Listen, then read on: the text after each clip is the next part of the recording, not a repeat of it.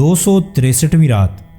شہرزاد نے کہا، جب شہزادے کو معلوم ہوا کہ اسی قید خانے میں حکیم بھی قید ہے تو اس نے کہا کہ کسی تدبیر سے اپنا کام کرنا چاہیے، اور جب پہرے دار سونے لگے تو انہوں نے اسے قید خانے میں ڈال کر دروازہ بند کر دیا۔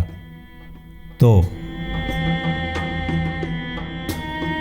شہرزاد نے بادشاہ شہریار کو بتایا کہ جب پہرے داروں نے شہزادے کو قید خانے میں بند کر دیا اور چلے گئے تو شہزادے نے حکیم کو فارسی میں اپنے اوپر روتے اور نوحہ کرتے سنا۔ وہ کہہ رہا تھا کہ حیف مجھ پر کہ میں اپنے اور شہزادے کے ساتھ گناہ کا مرتکب ہوا۔ لڑکی کے ساتھ وہ حرکت کی کہ نہ اسے آرام سے رہنے دیا اور نہ میری مراد پوری ہوئی۔ یہ میری سمجھ کی خرابی ہے۔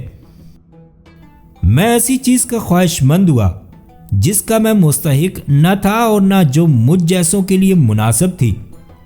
جو کوئی نامناسب چیز کی خواہش کرتا ہے وہ میری ہی طرح مصیبت میں گرفتار ہو جاتا ہے۔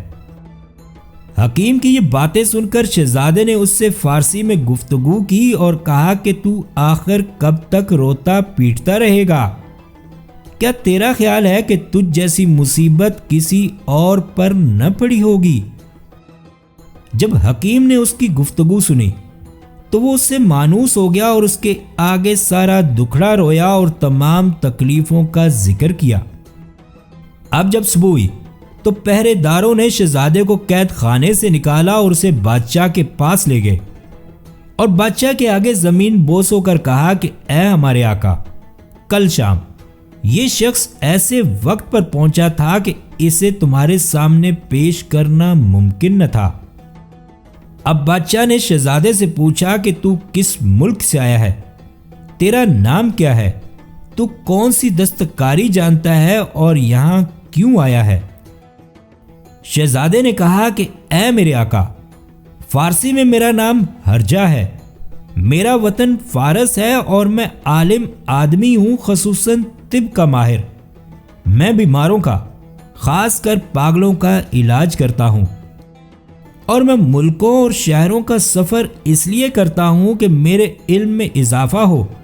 اگر کوئی بیمار ملتا ہے تو میں اس کا علاج بھی کر دیتا ہوں، بس یہ ہے میری دستکاری۔ جب بادشاہ نے شہزادے کی باتیں سنی تو وہ بہت خوش ہوا اور کہنے لگا کہ اے فاضل حکیم، تو ٹھیک ایسے وقت پر آیا ہے کہ ہمیں تیری ضرورت تھی۔ پھر اس نے اس سے لڑکی کا سارا قصہ بیان کیا اور کہا کہ اگر تو اس کا علاج کر کے اس کا جنون دور کر دے تو جو تو مانگے گا میں دوں گا۔ بادشاہ کی گفتگو سننے کے بعد شہزادہ بولا، خدا بادشاہ کو سلامت اور اس کی عزت قائم رکھے۔ جو باتیں تو نے اس کے جنون کی دیکھی ہیں بیان کر اور یہ بتا کہ وہ کتنے دن سے جنون میں مبتلا ہے۔ بادشاہ نے شروع سے لے کر آخر تک سارا قصہ بیان کر دیا اور یہ بھی کہا کہ حکیم اس وقت قید خانے میں ہے۔ اب شہزادے نے کہا، اے بلند اقبال بادشاہ، جو گھوڑا اس لڑکی کے ساتھ تھا اس کے ساتھ تو نے کیا کیا؟ وہ بولا، اے جوان، وہ میرے پاس ایک حجرے میں حفاظت سے ہے۔ شہزادے نے اپنے دل میں کہا کہ سب سے پہلے مجھے اس گھوڑے کو دیکھ کر جانچ پڑتال کرنی چاہیے۔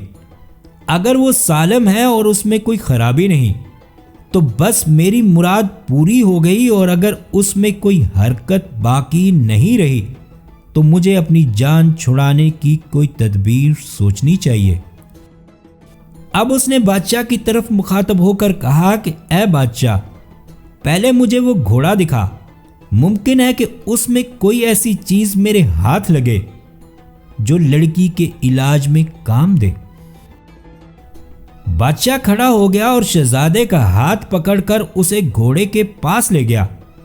شہزادے نے گھوڑے کے گرد چکر لگا کر اس کی جانچ پڑتال کی اور اس کی ہر چیز پر نظر ڈالی۔ اس نے دیکھا کہ وہ درست حالت میں ہے اور اس پر کوئی حادثہ نہیں گزرا۔ جب وہ گھوڑے کی حالت سے مطمئن ہو گیا تو بادشاہ سے مخاطب ہو کر کہنے لگا کہ خدا تیری عزت قائم رکھے، اب میں چاہتا ہوں کہ لڑکی کے پاس جا کر اس کا حال دیکھوں۔ مجھے خدا کی ذات سے امید ہے کہ انشاءاللہ اس گھوڑے کی وجہ سے لڑکی کا علاج میرے ہاتھ سے ہوگا۔ یہ کہہ کر اس نے تنبیہ کی کہ گھوڑے کو حفاظت سے رکھا جائے اور بادشاہ کے ساتھ اس مکان میں گیا جہاں لڑکی تھی۔ شہزادہ لڑکی کے پاس پہنچا تو اس نے دیکھا کہ وہ پاگلوں کی طرح اول جلول بکتی اور وحشیوں کی سی حرکتیں کرتی ہے۔